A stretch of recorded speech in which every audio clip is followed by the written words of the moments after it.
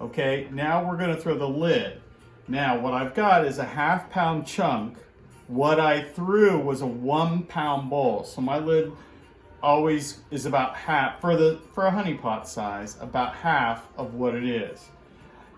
I take my half-pound chunk, center it just as always. Oops.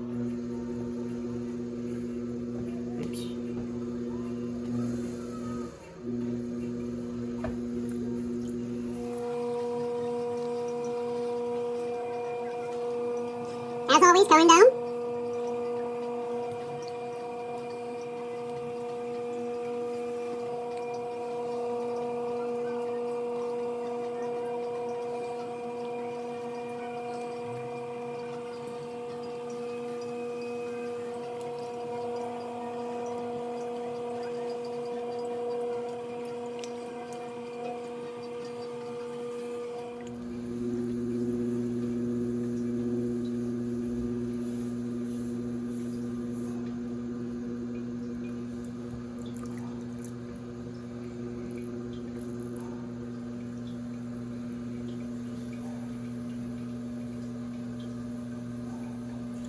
All right, I've combed and domed.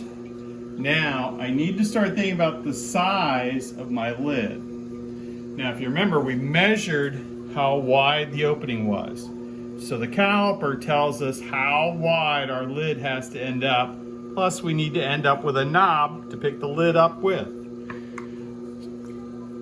So we got to take it down a little farther.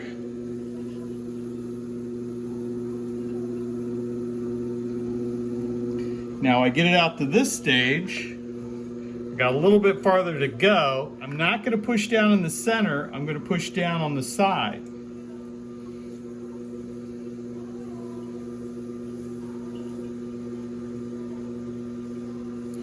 And the knob pops right up out.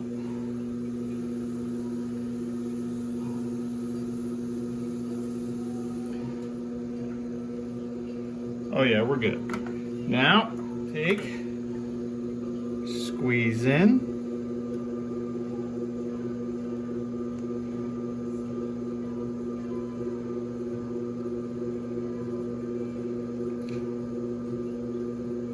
And I always try and make my knobs so they slope, so the glaze runs a little bit. It makes a really cool look.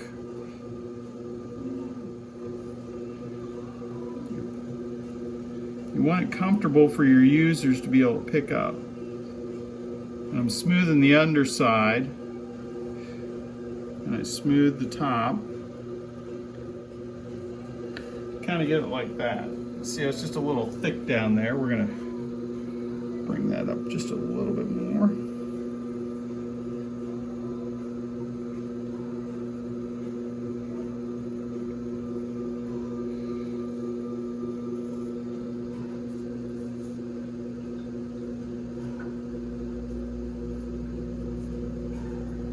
Then I always try and make a nice slope out to the edge. Yeah, I like it, but you gotta remember it's gonna shrink, but I don't like my shafts to be that open, or that thick. I want this just a little bit so the molten glaze will run and look really cool. And a nice slope out to the edge. Now, here's the tricky part. You notice my arms are resting on my legs for this. Bring it in. The wheel is rotating this way, so I'm just going to take and touch.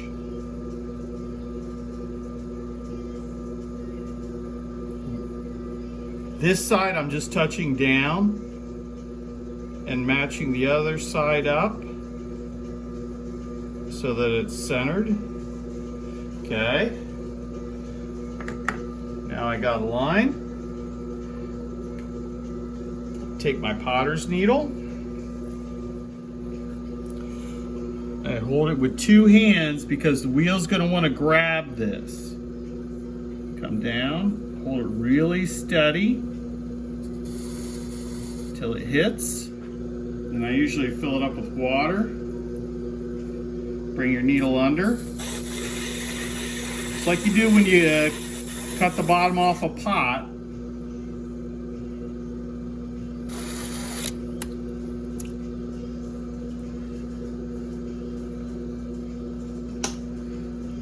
Now, what I want to do now is I want to shape this so that it looks like it flows into the gallery that I've made for the pot.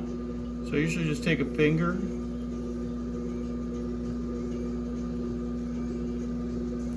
round it down just a little bit, and I match the height of this part with the depth of the gallery. Just about like that. That looks pretty good. And then, again, arms on your thighs, bracing.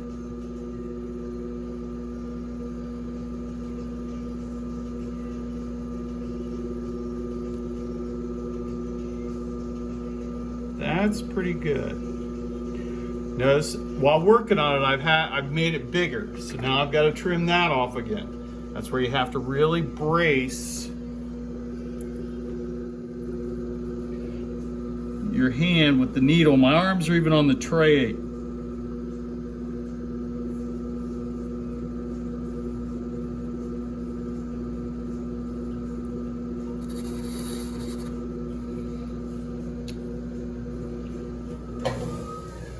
Didn't fly off that time.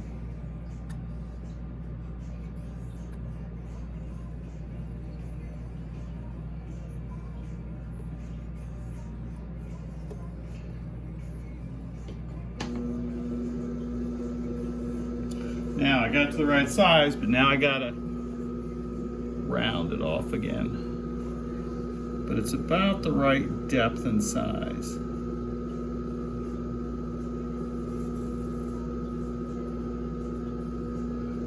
Check one more time.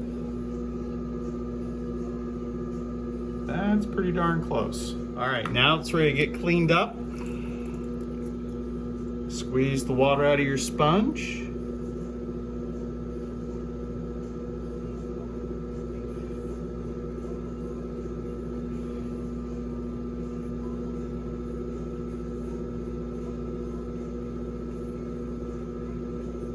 We're starting to lose our sunlight. We've been waiting for a sunny day to do this.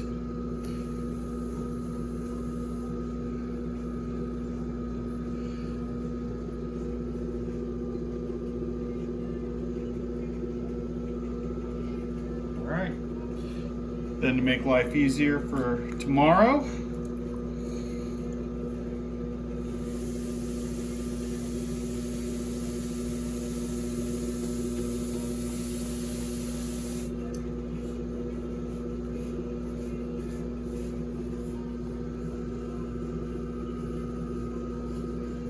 okay, now I've got my lid done.